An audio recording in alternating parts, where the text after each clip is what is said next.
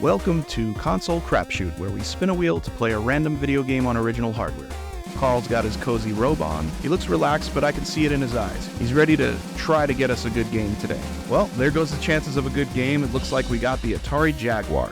There are a couple here and there, but the chances of getting a good game are pretty slim. We've got 51 games on the wheel for the Atari Jaguar today, but I've made it clear this is definitely not my favorite system. Ruiner Pinball. This is actually one of the few games I owned when I first got my Jaguar. Let's grab this contraption of a controller.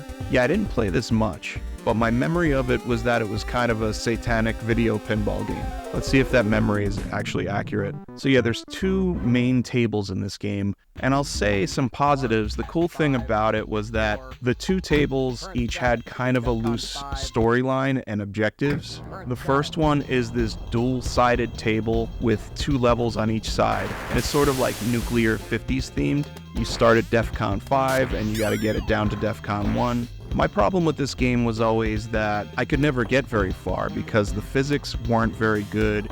It didn't feel like a natural pinball game, so I got frustrated with it and I would give up. And I think chances are I'll probably do that again. Wow, what are the chances of that? So for those of you that follow the channel, you might remember in the last episode, we did a game called Captain Silver, and there was an annoying gameplay mechanic of having to spell the title of the game out of letters, and I thought it was really stupid. And look at this game. Look what we have to do. It looks like we're having to spell Ruiner up at the top of the screen. If that isn't the craziest coincidence, what are the chances of getting two games in a row that have the same idiotic mechanic? Although I will say it makes a little more sense in the pinball game. Ruiner, we can't really spell anything with that. We can spell uriner, but that's about it. I won't beat last episode's joke like a dead horse. So yeah, here if you hit it right, you can swing over to the other table to the right here. That's pretty cool. So here's my problem with most Jaguar games is this was billed as a 64-bit system, and you know, most of these games weren't much better than what you were getting out of the Genesis and the Super Nintendo. I mean, does this look that much better than a 16-bit game? Not really. It's certainly more colorful. You're probably getting some better sound, I guess. There's a little bit of sprite scaling happening, but ultimately, like, this doesn't blow me away like it should have at the time. A lot of the artwork assets look like they were designed in like MS Paint.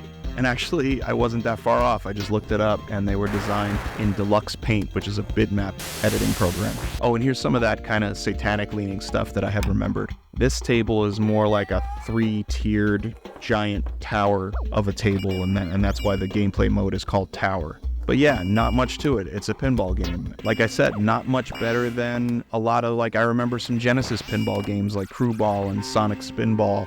This isn't really that much more impressive than that, and it should be. This is sad to say, but I feel like this is one of the better Jaguar games. I mean, definitely not one of the best, but it's kind of sad that this wasn't one of the worst. That tells you what you need to know about the Jaguar library. I was just kind of looking up reviews for this game, and the Electric Playground Show gave this a 4 out of 10 and called it the LaToya Jackson of video pinball games. Dated reference, but pretty funny if you get it. So I guess there's nothing left to do here but rate this game. Ugh. You know, I feel bad. A lot of creativity went into the actual design of the pinball tables, but when you add up all the makings of this game, it's just not enough. It falls pretty flat. I am going to have to give Ruiner Pinball for the Atari Jaguar a 2 out of 5. It just don't got it. The good just isn't enough to outweigh the bad, and with that, this is our 4th 2 out of 5 rating in a row. We're really on a tear of bad games right now. Carl's really got to get his shit together. This is embarrassing. We must do better. Thanks again so much for all the love we've been getting, though. Carl appreciates it. I appreciate it. Like and follow, please, if you haven't already. That'd be cool. We are in an unprecedented bad game slump, but that's going to make the next good game all the better. Thanks, everyone. See you next time.